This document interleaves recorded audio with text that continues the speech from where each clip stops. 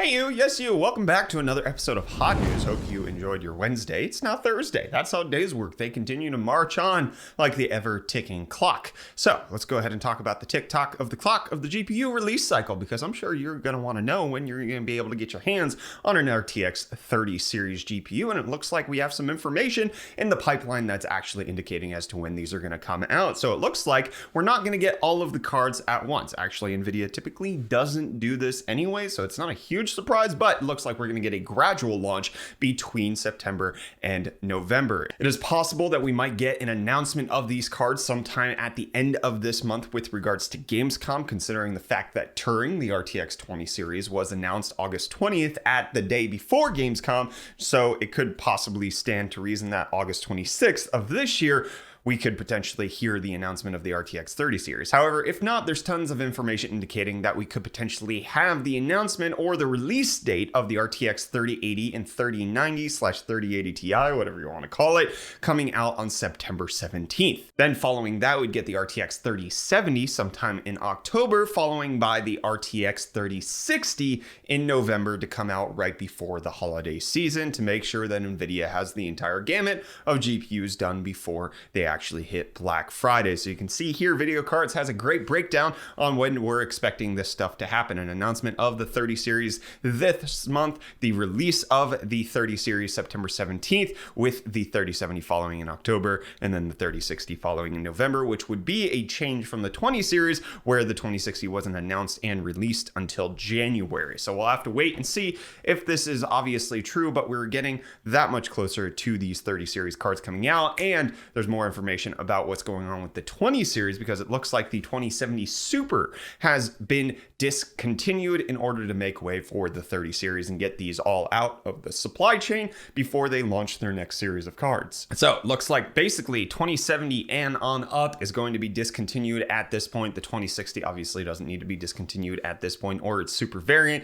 because the 3060 won't be coming out until November, so there's still a wide time gap. But if the 3070 is supposed to be launching in October, canceling the most popular card as far as what I can see. We talked about in a recent episode of Hot News with a company releasing the failure rate of certain cards that the 2070 Super was clearly the most popular. So ending it now so that they can go out and everybody can buy them up, that makes the most sense in anticipation of the 30 series cards. Let me know what you think of this. Are you excited for the potential of getting your hands on a new card at the middle of next month? Curious to hear from you down below in the comments. But don't worry about AMD, because they are seeing record heights they have not seen since 2013, with Mercury Research coming out and saying that AMD's desktop unit share rose to 19.2%, an increase of 2% year on year. And then on top of that, their mobile chips are up to 19.9%. And then on top of that, their enterprise server market is 5.8% market share, which is huge considering at the end of 2017,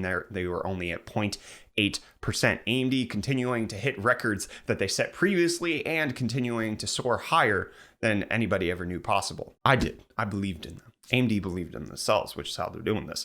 But I don't believe in confusion, but that's all we're going to get from Intel, because in order to just do their next big thing, which is the big and little cores, big and little cores, is that how I physically represent it, of Alder Lake, which is supposed to be coming out with their 12th gen CPUs, we're going to get up to 16 compute cores with 8 big and 8 little, but then it gets so complicated. So Video Cards broke down into this chart, and oh my gosh. So right now we have to deal with like the i9, i7 and all of that, right? Where it's just, you get 10 cores and 20 threads, you get 8 cores and 16 threads, you get 8 cores with no hyper, all of that kind of stuff. Well, now it gets more complicated. Take a look at this. 8 cores, 8 big cores plus 8 little cores, 8 big cores plus 6 little cores. That plus 1 at the end, just so you know, is for the graphics core. 8 big cores plus 4 little cores, 8 big cores plus 2 little cores, 8 big cores plus 0 little cores. And then it continues 6 big cores and 8 little cores. And then it's just big and little all the way down. You can see there's just tons of variations. Oh, did you get the i5 with the 8 little cores, or did you get the i5 with the 4 little cores? In which how does this stop? I can't handle it. It's just too much. It's so hard to keep track of. I don't know what's going on. Man, I really hope they come out with a good naming scheme for this, because their current naming scheme is atrocious. Let me get the i7-107G1562 with a side of bacon, please. Intel, please. No, not going to happen. Well, I'm going to get a side of HDMI 2.1 with ASUS announcing the world's first HDMI 2.0 certified gaming monitor. This is their unnamed 43-inch 4K 120 hertz monitor that's anticipated to come out sometime later this year. It's about time that we're starting to get the rollout of HDMI 2.1, considering that RTX 30 series, which should be launching next month, as we already talked about, would have HDMI 2.1 ports enabled, and we've already seen TVs have HDMI 2.1 ports. In case you want to see my 8K TV video that I did, that has 4 HDMI 2.1 ports. It's great stuff. And you're going to need ports to plug this thing in. Logitech G announcing their True Force racing wheel. The G923 is an update to their previous racing wheels with great force feedback that's supposed to be super realistic. It's going to have a ton of new features. Apparently, they worked with a bunch of racers to make sure that everything's great. It processes up to 4,000 times per second to make sure everything is going well. It has programmable dual clutch launch controls, built-in rev indicator, on-wheel game controls, progressive brake pedals, 24-point selection dial, and then it's supposed to be available in August of this year at a price point of $400, and it's allegedly going to work with the PS5 once that does indeed launch. Speaking of launching, Galaxy Unpacked event happened yesterday for Samsung, and they launched a whole host of devices, notably with their phones, the Note 20 and the Note 20 Ultra coming in at $1,000 and $1,300 respectively, which from what I can gather with the Note 20, it's kind of a slimmed down version of the Note 20 Ultra with a plastic body, and it's like, it doesn't make sense at $1,000. It only has a 60 hertz refresh rate, and it only has 8 gigs of RAM, 128 gigs of storage, whereas the Note 20 Ultra has a 6.9 inch AMOLED 120 hertz refresh rate, 865 plus, has all of the features that you would want, but then the Note 20 just doesn't make sense at $1,000. They also announced new tablets, the Tab S7 and S7 Plus, which are going to have great specs, including a high 120 hertz refresh rate. And then additionally, you got the Galaxy Watch 3, which is going to have a few features such as ECG, as well as trip detection and blood oxygen monitoring. And then it's going to be available August 6th at $400 and $430 respectively, depending on the size that you get. And then finally, the Bean Pods, the Galaxy Buds Live, have been officially unveiled. Obviously, we've been talking about these in hot news for a while because they've been leaked everywhere. I think they're supposed to be $170, 8 hours with active noise cancellation.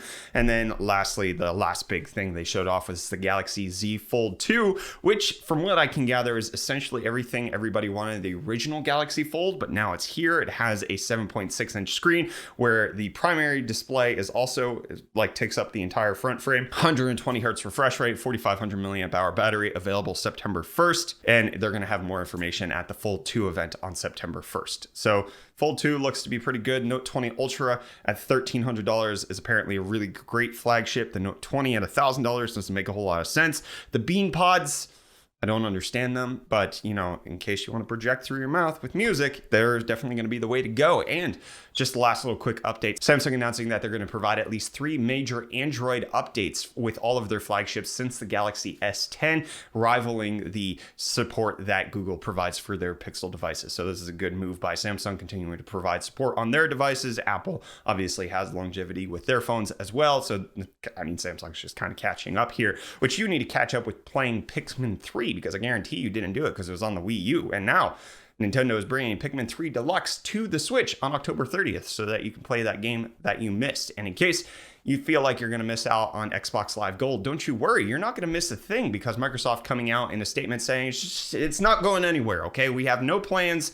to get rid of it right now. It's an important part of gaming on Xbox today and will continue to be in the future. So Xbox Live Gold still existing. Obviously, the reason we've been talking about it disappearing, number one, they got rid of the 12-month subscription. Number two, there's a lot of industry insiders who are saying that it's going to be free or rolled into Game Pass. And so there's a lot of hint at that. Microsoft saying it's not happening, but it wouldn't be the first time Microsoft said something's not happening, and then it is happening. And what is happening is Instagram launched its competitor to TikTok known as Reels today. It's going to be available in a bunch of different countries, and essentially it's just TikTok on Instagram, and this wouldn't be the first time that Instagram has launched a feature that other apps were known for, a la Stories, which actually, from what I can gather, ruined the market share of Snapchat. But then you had things such as Instagram TV, which as far as I can tell, hasn't gone anywhere. So Reels has the potential of obviously being a big deal and removing some users from TikTok. Obviously, there's the whole issue of TikTok potentially being banned in the United States. It's also been banned in India. So there's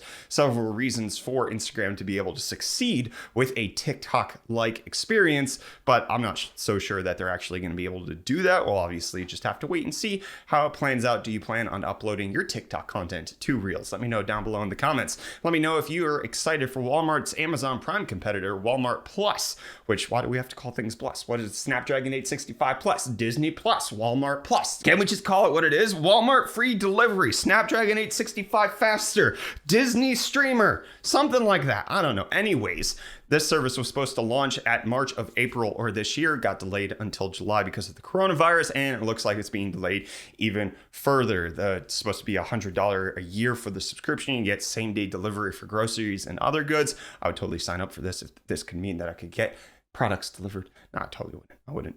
Amazon Prime's still a better deal. And what's a better deal is reusable space rockets. Instead of spending them up to space and they blow up there and you can't retrieve them. Well, SpaceX obviously have been working on the reusable rocket idea and the next generation of that, which is going to potentially bring the human race to Mars. The Starship prototype hopped. It did a 150-meter hop. Check it out. It's flying all over the place. Landed safely. I just look at that reusable beauty. Look at it go. So gorgeous. Keep flying, little starship. I believe in you. You're going to make it to Mars one day. You keep believing you can. Okay? I trust in you. Take us to the stars. And Disney taking the stars to your house with Mulan apparently getting a release on Disney Plus September 4th for $30, which a lot of people outcried and said, what, $30 to watch this movie? Isn't that kind of high for me to rent a movie? Well, obviously there is the implication that if you invite a whole bunch of friends over, you have like 10 people at your house, which obviously you probably shouldn't do because of coronavirus. But let's say you invite your family who you know you've been social distancing appropriately. You have 4 people in the room. An average movie theater ticket costs about $12. That's a $48 price of entry right there, except for now it's only $30. So you're actually saving a little bit of money by doing this. But Disney did come out and clarify that Mulan is actually going to be purchased on Disney Plus for $30. So if you buy it for $30, you have it for the duration that you have your Disney Plus subscription. So it's not the same as like a 48-hour rental, which is a bit different than how things have been done. So, okay. And it seems to be working for Disney because they have announced that they have over 100 million streaming video subscribers. This includes Disney Plus, ESPN, as well as Hulu. Disney Plus making up the majority of that with 57.5 million subscribers, 8.5 million on ESPN, and 35.5 million on Hulu. Gosh dang. You know how many Quibi has? Probably not anywhere near as much, but they're going to be trying a new strategy because of course they have to, because their platform's garbage, their executives are garbage, their ideas are garbage, their functionality is garbage. Anyways, you obviously have to change a few things up if you're just straight up trash. Well, they're apparently going to be offering the ad-supported version of Quibi for free to those consumers, not in the US, just in Australia and New Zealand. And you still have to pay for the ad-free version, which is going to be cheaper than it was otherwise. But in case you want the ad-supported version, it's free. Doesn't mean don't download it, okay? No matter what Quibi does for you, don't do it. This is a ploy. This is them trying to get all of their crap together and make it pretend to seem like they know what they have no clue, okay? Just let Quibi die. Stop. Even if it's free, get rid of it, okay? Just let it die. Stop it. Stop it, Quibi. And I'm going to stop this episode of Hot News. Before I get too angry, thank you so much for tuning in. I really appreciate everybody who watches our episodes. Much love to y'all. Hit the like button if you enjoyed the video. Get subscribed, stay up to date on all of our tech-related content. I'm Brett with the UFD Tech Channel. News hot.